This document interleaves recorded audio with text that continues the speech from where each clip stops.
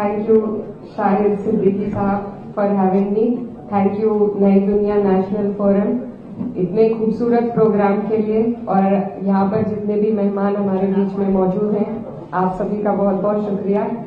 मुझे बहुत फख्र महसूस हो रहा है कि शाहिद सिद्दीकी साहब, जो मेरे वालिद के अजीज दोस्त हैं, उन्होंने मुझे इस लायक समझा कि इतने एस्टीम्ड पैनल में मुझे जगह दी, तो मैं दिल से उनकी शुक्रगुजार हूँ। और वो मेरी हद से ज्यादा तारीफ करते हैं, अभी मैं उस लायक नहीं हूँ, लेकिन आपके हौसले अफजाई के लिए मैं आपका दिल से शुक्रिया अदा करना चाहती हूँ।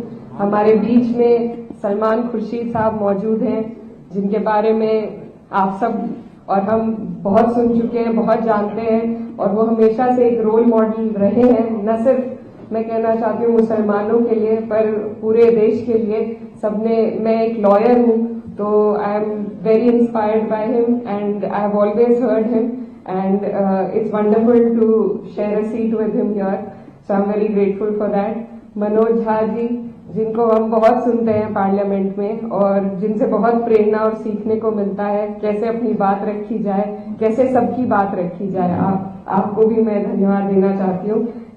हमारे बीच में राकेश सिन्हा जी मौजूद हैं, इफ्तिकार अहमद साहब और तमाम जितने भी लोग हैं, thank you so much for all joining together for this wonderful event. जो कॉन्सेप्ट नोट है उसको जब मैंने पढ़ा and I thought what can the answer to this question be, what is the future of Muslims in India, मैंने बहुत सोचा और जहन में दो जवाब आए कि हमें जहां काम करने की जरूरत है, एक एक्सटर्नल हमारी जो रिप्रेजेंटेशन हो रही है मीडिया के माध्यम से, एक उस पर, और एक इंटरनली हम लोगों को अपने अंदर भी झांकने की जरूरत है। और जो कमियां हमें महसूस होती हैं उनमें अगर सबसे पहले हम पहल करें उन्हें सुधारने की, एक कौम इकट्ठा होकर सर जोड़कर जब बात करें और जो भी अपनी खामियां हैं उनको एक्सेप्ट करके आपस में हम फैसला करें कि क्या हम बेहतर कर सकते हैं, तो हमें जो बाहर से लोग कोशिश करते हैं ट्रिपल तलाक जैसी चीजों को लाकर ये हमें बताने की कि वो हमारे सेवियर्स हैं, इन सब चीजों से हम बच पाएंगे। दूसरा, जो हमारा एक्सटर्नल रिप्रेजेंटेशन हो रहा है, जो परसेप्शन एक बनाया जा रहा है, उसको सुधारने के लिए सबसे ज्यादा हमें तालीम की जरूरत है। अगर हमारे लोग हमारे बीच से निकलकर हम सब लोग कोशिश करेंगे, मेहनत करेंगे कि हमारी आने वाली जो पीढ़ियां हैं वो बेहतर तालीम हासिल कर सके, ऐसी जगहों पर जा सके जहां से हम अपनी रिप्रेजेंटेशन बेहतर दिखा सके। मैं आपको बताना चाहती हूँ कि जब मैं स्कूल में पढ़ती थी तो मुझसे लोग अक्सर कहते थे कि you don't look like a Muslim. मैं हमेशा सोचती थी what does that mean, how does a Muslim look like and how not to look like a Muslim. तो जब हम लोग अपनी जहनियत को दूसरों के साथ शेयर करते हैं, उनसे बात करते हैं, तो हमें महसूस होता है कि मुझ में और किसी और कम्युनिटी में कोई खास फर्क नहीं है। हम सब ने एक हिस्ट्री एक्सपीरियंस करी है, हम एक मुल्क के लोग हैं, हमारी समस्याएं एक है।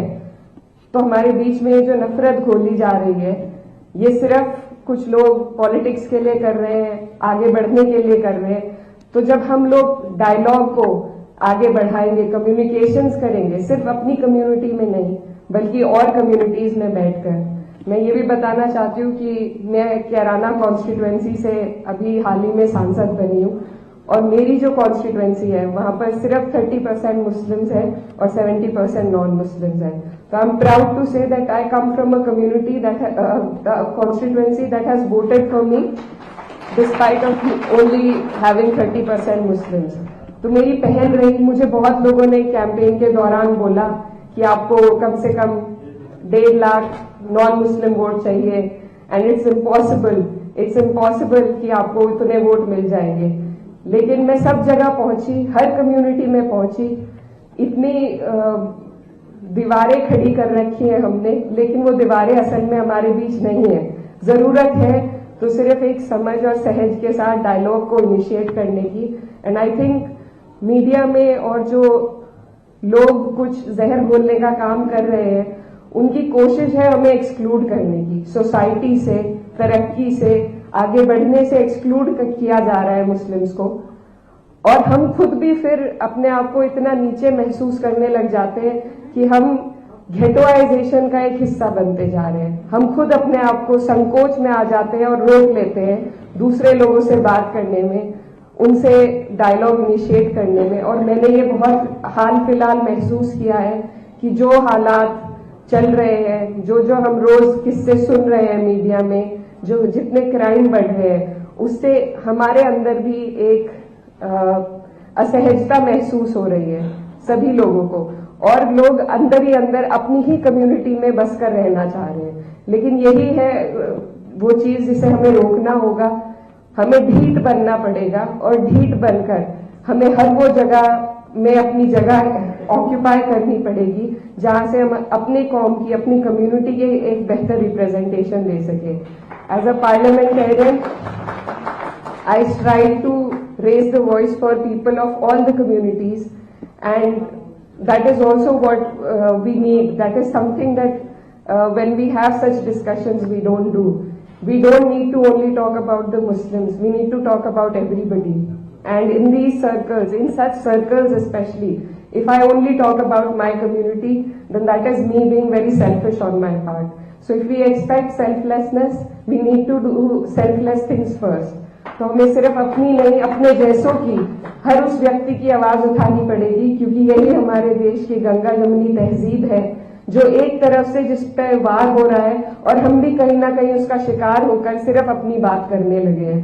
तो हम सबको, ऐसे लोगों को जोड़ना पड़ेगा जो इस गंगा जमुनी तहजीब की हिफाजत करना चाहते हैं, और हम सबको एक दूसरे के लिए आवाज उठानी पड़ेगी। I think that is what the future holds for us, and if we move in this direction, I think it will be a better future.